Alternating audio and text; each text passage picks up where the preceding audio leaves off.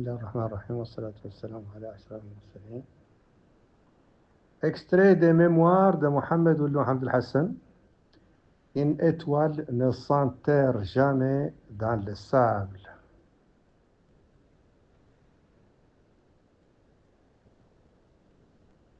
L'annonce de la transition démocratique en Mauritanie.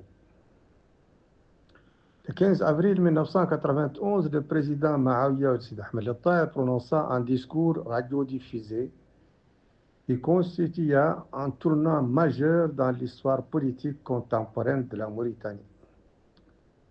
Par cette allocution, il annonça l'ouverture du système politique et la décision d'organiser des élections municipales, parlementaires et présidentielles, ouvrant ainsi la voie au pluralisme politique.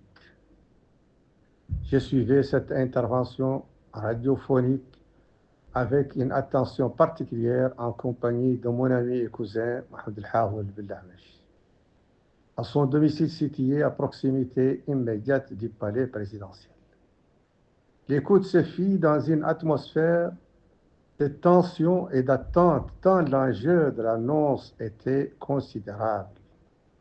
Après l'évocation des élections municipales parlementaires, j'attendais avec une vive appréhension la confirmation explicite de l'élection présidentielle. Lorsque celle-ci fut mentionnée, je me levai aussitôt et déclarai à mon interlocuteur: garde-moi mon thé, je vais proposer à M. Ahmed Ould Daddah de se porter candidat à la magistrature suprême. Fin de citation.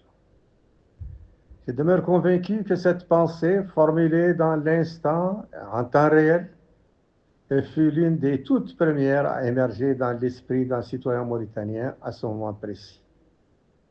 À son retour du pays, j'exposai à M. Ahmed Ould Daddah ma position, sans ambiguïté. Si vous êtes élu président, je vous accompagnerai dans la campagne avant de retourner à mon cabinet.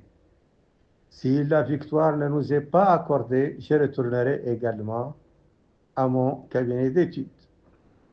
Cette promesse fut respectée scrupuleusement.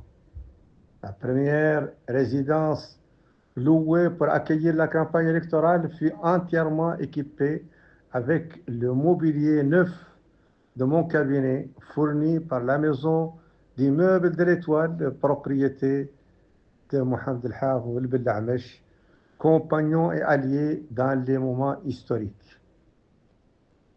Bien que je n'ai pas pu poursuivre un engagement politique permanent aux côtés de M. Ahmed Ould Daddah, après ce que nous considérions comme une victoire confisquée, je me suis toujours tenu à ses côtés lors des étapes déterminantes ou des périodes d'épreuve.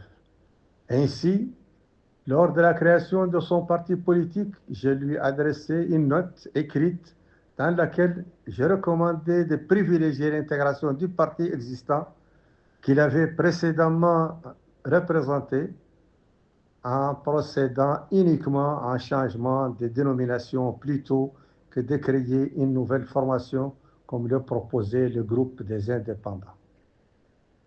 De même, le jour où son parti fut interdit, je fus le premier à me rendre à son siège.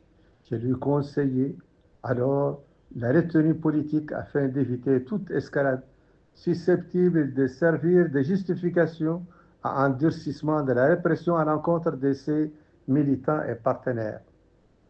Il me serra la main avant de se retourner vers le président Mohamed Khouna Ould Haïdar, avec lequel il souhaitait se concerter, démarche qui ne put aboutir en raison de l'état de santé de ce dernier. Je vous remercie.